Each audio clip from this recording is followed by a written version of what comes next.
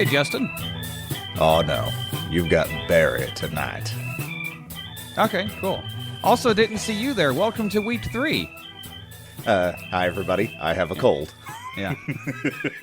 Pull up a chair and let our competing dulcet tones soothe you. Pull up a chair and a lozenge if you have one handy, and let's let's get into it. So, if you didn't read the title of the episode, that's cool. That's what we're here for.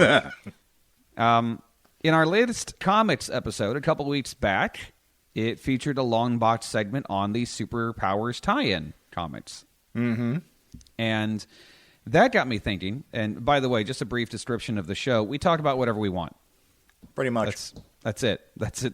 There you go. That's the syllabus. There will be a quiz. But it featured a long box segment on the Superpowers tie-in comics, and it's my turn this week. And that got me thinking about all of the different superhero action figures, dolls, whatever you want to call them, that I have held in my grubby little hands over the years.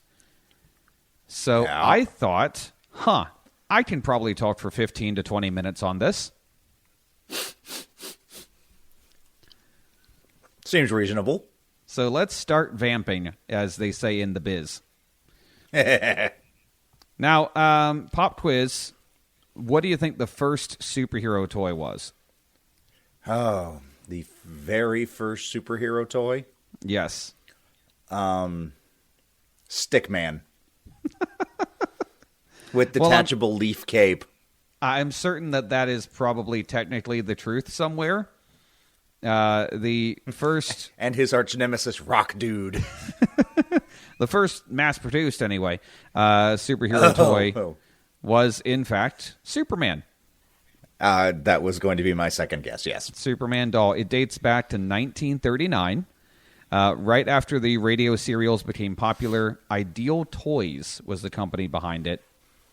Oh. And it was made of wood. It wasn't very articulated, and I sent you a picture earlier. It looks kind of weird. Okay, you say it's not very articulated, but 4, 8, 10, 12, 14 points of articulation? Yeah, none of those bent. Oh, it was just there? Yeah, they was just there. Oh, never mind then. Because it looked like... Okay, so he sent me... We'll get into the description of this picture in a minute, because that's a whole nother thing. Yeah, I'll probably use it as the cover art for the episode, actually. But it looks like... Okay, it looks like its ankles move, its knees move, it moves at the hips, and the waist, wrists, elbows, shoulders, and neck. It looks like all those points move. And I'm like, that is more articulate than the Superpowers toys were. Yeah, it looks like it's a bunch and of now ball you're joints. telling me that none of those joints move. Yeah, no, none of those move. It's just the way they did the woodworking. Okay. It's to give them definition. Ah. You know, Well, good on them. Well, that little thing sold like crazy, tied in with the radio serials and all that stuff. But when... It looks like they carved the trunks. It looks like they put his butt on his front. That's just the super camel toe. And what a super one it is, because there's... I get it, it's a child's toy, so there's no definition, but it is badonkin'. But when I say action figure... But I digress. When I say action figure, what you are probably thinking about started in the 1960s with, again, Ideal Toys. They wanted to make a knockoff of Hasbro's popular G.I. Joe dolls for boys. And they came up with Captain Action. Yeah. Captain Action was basically a G.I. Joe that could wear different costumes. So he could be Superman, Batman, whatever. But another change in the toy format came in the 1970s.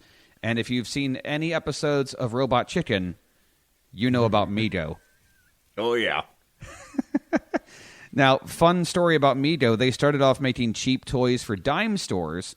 But in 71, they shifted into licensed properties. Now... you've seen Mego toys. Do you ever have one? I had a couple.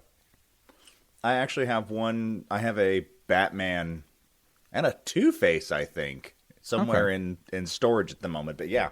Yeah, but they're basically kind of like a crossbreed between like the Barbie type doll and like what a more traditional action figure. They have fabric clothing, but plastic hands and feet and head, that kind of stuff. Yeah. And, they were pretty dope, honestly. I did have to keep rolling down the sleeves of a Spider-Man one I had because they just kept kind of going up for whatever Which reason. Is weird, but... Yeah, well, I would put his hands above his head to, like, and they'd web swinging, fall. and the sleeves would come down. It kind of looked like in cartoons when Bugs Bunny rolls his fur up and there's rolls just his arm up. Yeah, there's just a bare, like, human arm underneath, kind of like that, so... This Spider-Man means business. And he sounds oddly like the one from the 60s show. Now, Kenner also entered the market in the 70s. You know about these guys. It's the Star Wars figures, the little 4-inch. Oh, yeah. Uh-huh. Things that were everywhere, which my favorite story about that is how the guy who was supposed to sell these to Kenner themselves... He didn't have a cloak for for Obi-Wan, so he just cut off a swath from his own brown sock and used a rubber band to kind of fashion it around the Obi-Wan figure. And they're like, that's brilliant, let's do it. So I hope he got new socks. This is not the footwear you're looking for.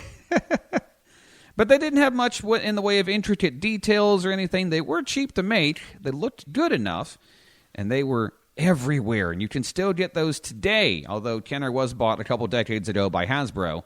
So the same company that owns Transformers and My Little Pony also owns the toy rights to Star Wars. Yeah. But when I say action figures, you and I both think of the 80s.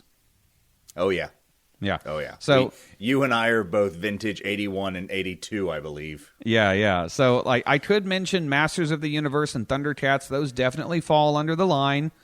Yep. So does Silverhawks and a few of the other... The less said about that, the better. That's true. Although the toys were pretty tight. But the toys were dope. The show, not so much. But I want to specifically talk about two brands, Superpowers and Secret Wars. Yes. Yeah, so let's start with Superpowers. It's a DC brand. They were the sturdy plastic with some articulated joints. You could move the knees. The arms were kind of static, but they did have the superpower action. Even the knees, the superpower action aside, the knee joint was amazing compared to other toys that just moved at the hip. Oh yeah, and the superpower even He-Man action. couldn't squat. Yeah, so it made them more posable. The superpower action meant you could squeeze their legs or their shoulders, and they would do a thing. Usually it's just kind of like a spring-loaded thing, like Superman throws a punch, and so does Batman, and Robin has a tiny little karate chop that he does, which only works if he's always asking a question. Yeah. If his arm is always up. Otherwise, he's whacking behind him or going up into a very weird straight-out arm thing. It's a very aggressive handshake. Boy Wonder, nice to meet you. Holy greetings. But, as iconic as the line is, it only really lasted for 3 years. Yeah. Wrapped up in 87. It was briefly revived as DC Superheroes by Toy Biz in 89 alongside toys based on the Batman film. And but those just didn't feel the same quality. We'll circle back to that in a minute. Yeah. But I do think that the Superpowers line has still aged really well. I liked how they were different sizes, which I think was also a first. Like Darkseid was like twice the size of Superman, for example. That they weren't all just the same mold. And honestly, I think they age better. I've got a Superpowers Superman and Clark Kent combo on my bookshelf upstairs, and it looks as good now as it did back in the 80s. Yeah. Mine not so much because I really played with, not saying you didn't, but I really played with them as a kid. My Batman is lost to time. Oh.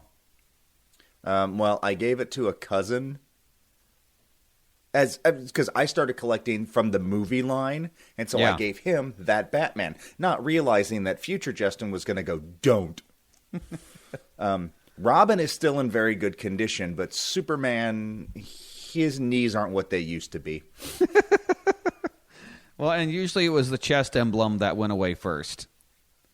Yeah, that's still sort of there. You can tell it's still Superman. There's no logo on the back of the cape anymore. And okay, that's not true. It looks like there's a little bit of Cheeto dust on the back of the cape at this point. Well, if we're being completely honest, this is my second Superman, and the Clark Kent was like a mail-in special thing. Oh yeah, I remember the commercial for that one. And it was something that my lovely spouse got me as a birthday gift was Clark Kent, and a fresh Superman, which is nice. But I was gonna say, I remember when you got that, and you were so excited to show me, and then I was so excited to be holding it. When I was a kid, I took pretty good care of them, but my Superman lost his cape, and we ended up making him one with like a little bit of red silk, a bit of wire as like the neck apparatus thing, and the S was like the most jank S you could think of, where it's just like it was almost like I was going for a punk rock aesthetic the way it was stitched in, but that was not intentional. But before we get to Secret Wars, like I said earlier, DC Superheroes was a line that came out shortly after, and it was not as good. The plastic felt weird. I don't know if that makes any sense. It just didn't feel right. Yeah, no, I get it. Yeah, they were stiffer. I did like the Mr. Freeze one. You could put in the freezer and he would turn blue, so that was fun. Yeah, I didn't know that. Yeah, the Mr. Freeze one was a color change one, so I would periodically have him. I had this little bowl that I kept marbles in, so I would just fill that with water, put him in it, put them in the freezer, and then, look, he's breaking out, and he's blue, and all that stuff, so that was fun. Roar. Yeah, I was a weird kid. Now, DC has brought back the Superpowers line for modern audiences, but it's not the same. No. Yeah, they don't have the action features, and they have, focused on kind of like updated looks for a few of the characters. They're doing the Batman Who Laughs as... Yeah, I've seen that, and it's an odd choice. Yeah, I'm just... We'll get into Batman Who Laughs another day, but I'm kind of over that character. But McFarlane Toys is doing the designs for that, so, it's a line that's still alive. Meanwhile, we have Secret Wars. Did you have any of these figures? I did, but can we go back to Superpowers for just a minute? Yeah. So it is not uncommon for toy companies to reuse molds or parts for other properties down the line. Right. So who produced the Superpowers toys? Was it Kenner? Yes. Kenner also got the rights to do the toys for Robin Hood, Prince of Thieves that starred Kevin Costner. Okay. They reused Green Arrow's body. Oh my God. For Robin Hood. And this is confirmed, but I also had one because on his belt buckle, it's a G. Oh, wow. Yeah. That's wonderful. And then they just slapped Kevin Costner's head on. That's fair. Yeah. Also, and I promise we'll get to Secret Wars in a minute, but Toy Biz, you said Toy Biz had the rights to make the knockoffs later and the 89 Batman movie line. Yeah. When you told me this is what we were talking about, the first thing that came to my mind was that when Batman Returns came out and they started releasing toys for that, the Penguin looked nothing like Danny DeVito's Penguin. It was the Superpowers Penguin. Yes. In just a black tuxedo instead of a blue one. And I'm just like, even as a kid, I'm like, no. No, but I did like the I Batman... have this already. I did like how the Batman Returns figures, they had a Robin figure, even though Robin was nowhere near the movie, and it was a pretty darn good Robin figure, and yeah, he looked like the modern Robin from the comics, pants, buzz cut, flat top kind of thing. They even had a blue and gray Batman, and those were always what I ended up gravitating towards. Because that's what I saw as a kid was blue and gray. Black was, kind of an odd choice for me. But, of course, now black is standard Bat, I guess. Yeah.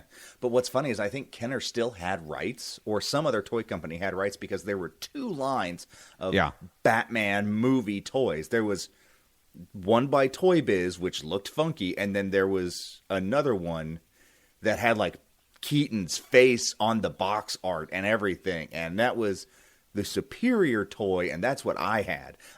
I had the Toy Biz Batmobile and vehicles, but I had the, Kenner action figures. Oh, man, the vehicles, just the sheer number of vehicles. I loved the Superpowers one for the Batmobile with the battering ram. Oh, yeah. And the headlights and the little clamp on the back of it. Clamp in the back, yeah. Oh, my gosh. Well, we could do a whole other episode just about the vehicles.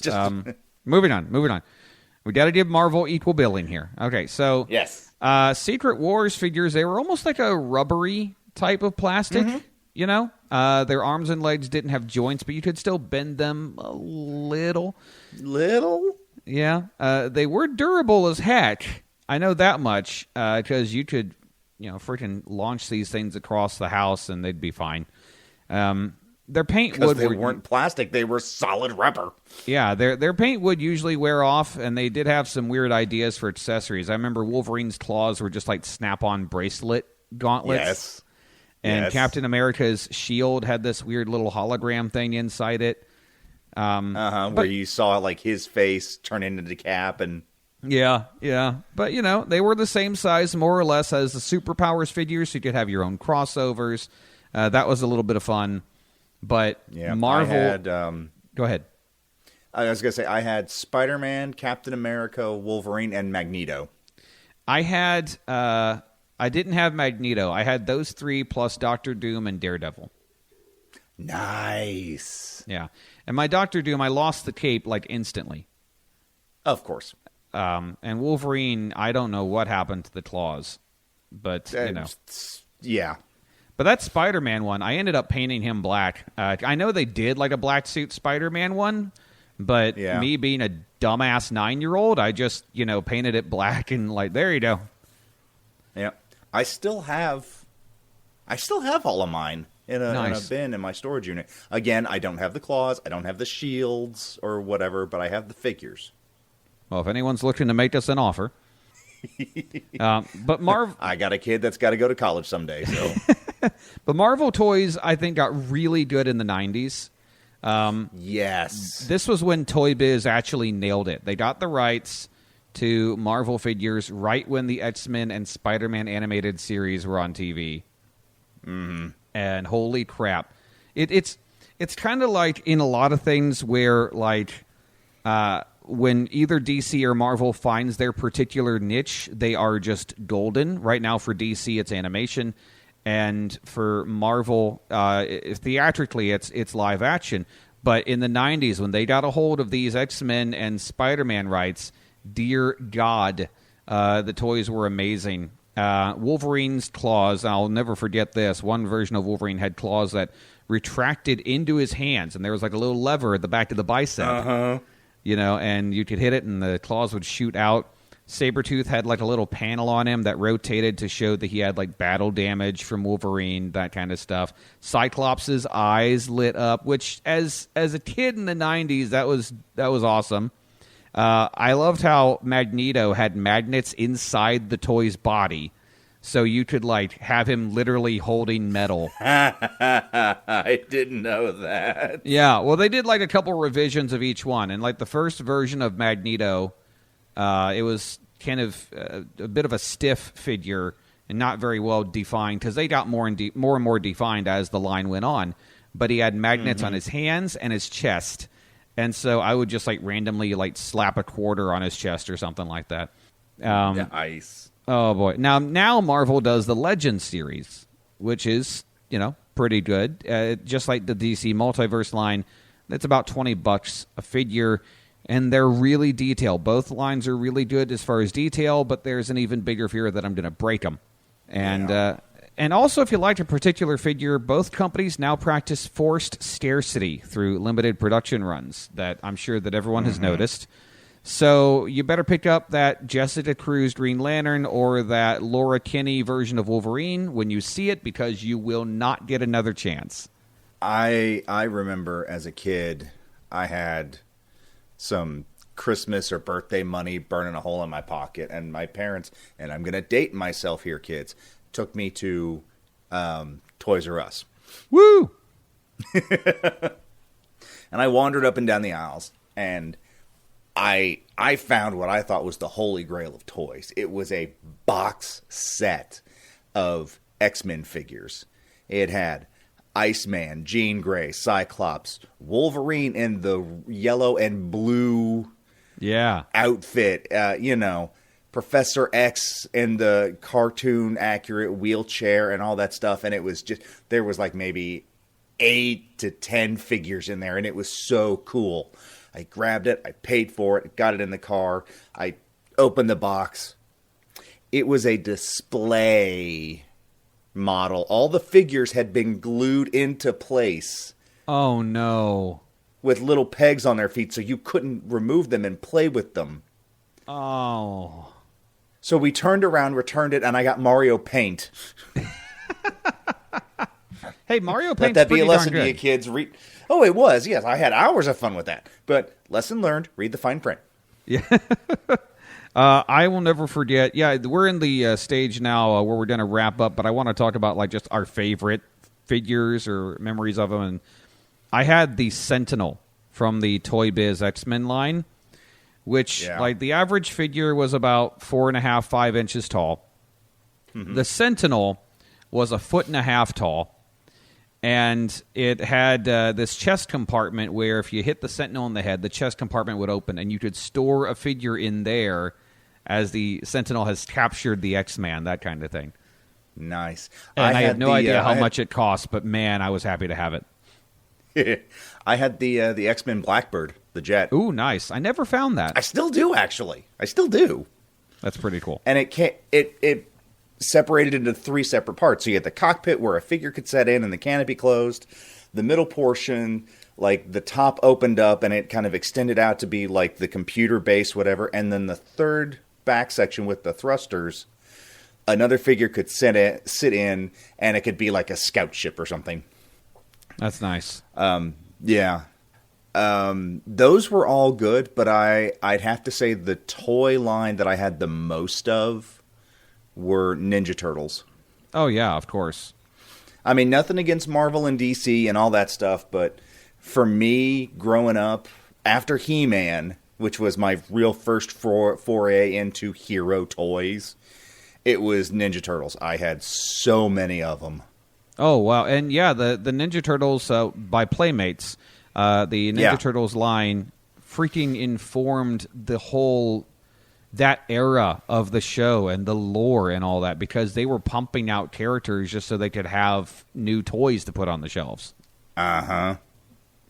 I didn't really get how I didn't like how Shredder in the original line for the toys, I didn't like how he looked malnourished. Yeah. He kind of had some scoliosis going on, malnourished. He never stood up straight. He was always kind of hunched over. To this day, he never stands up straight. I've got one on display, and I've got him leaning up against a thing.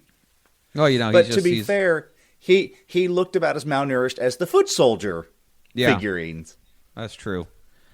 Made in his own image. Oh, boy. So you just, this is basically two 40-somethings telling you kids, like, you don't know how good you have it, essentially. Yeah. And that we had it better. We did. You have it amazing, but we still had it better. Yeah. Although, if I can find me, I know a few years back they did a run of Batman the Animated Series figures. Yes. And I'm not talking the McFarlane Toys version where like his legs look like they belong on some other character. Yeah. I really don't get why they went with like twigs for legs for the McFarlane version. don't know either. But man, if I saw on eBay, there's a set of like Batman, Joker, Harley Quinn, and Harvey Bullock, but I can't justify $120. Yeah, I saw one at a local comic movie place here where I live, and it was expensive. But I also had a ton of those back in the day. Yeah. The animated series toys. I mean, I'm talking the Batmobile, which is probably my favorite Batmobile from the animated series. Yeah. But I had the Batmobile, I had the Batwing, I had the Bat Cycle, which was both cool and not cool because Batman was perma stuck to it. He was molded with the cycle. Yeah, I remember that. And his arms moved up and down, but if you pulled it back and let go, it would zoom across the room. So that was cool. Yeah. That was probably like one of the better DC lines in the 90s. Oh, yeah. I had the Bat ATV, the Okay, Bat all-terrain vehicle. I don't remember the Bat. It wasn't in the show. Naturally. There was also like a little Bat mech, which I've also got, which again, it wasn't in the show. That's just great. It is. It was wonderful. Oh, well, I've reached the end of my notes, so thanks for talking toys with me. Hey, anytime. And as somebody who is surrounded by toys as we speak, Yeah. I'm always happy to do so. Yep, man, children we are, but that's fine. Yes, I actually have a little shrine to He-Man and the Masters of the Universe just off to my left. Hey, C.S. Lewis said when we become an adult, we give up childish things, including the desire to be very grown up. Exactly. So, and as I said earlier, I am a Toys R Us kid, and I do not want to grow up. So sound off on our Discord. Tell us about your favorite action figures, that kind of stuff. The ones that you remember the most. And, of course, rate these episodes as you find them on your favorite podcast services, including Stitcher, Apple Podcast, Spotify, TuneIn Radio, Amazon Music, Good Pods. I know I'm forgetting a couple. Basically, if you have a podcast service you like, we're probably on it. Mm-hmm. You know, and be sure to check out next week. Justin and Chad are going to have a new episode of Watch What, and it's a good one. They're all good ones, so be sure to check that out. And we've got new content every week. Also at geekcavepodcast.com for news, videos, and links to all of our socials. So I believe it's your turn next month. I believe it is, and I think I've got something fitting. All right. Well, until then, bye. Bye.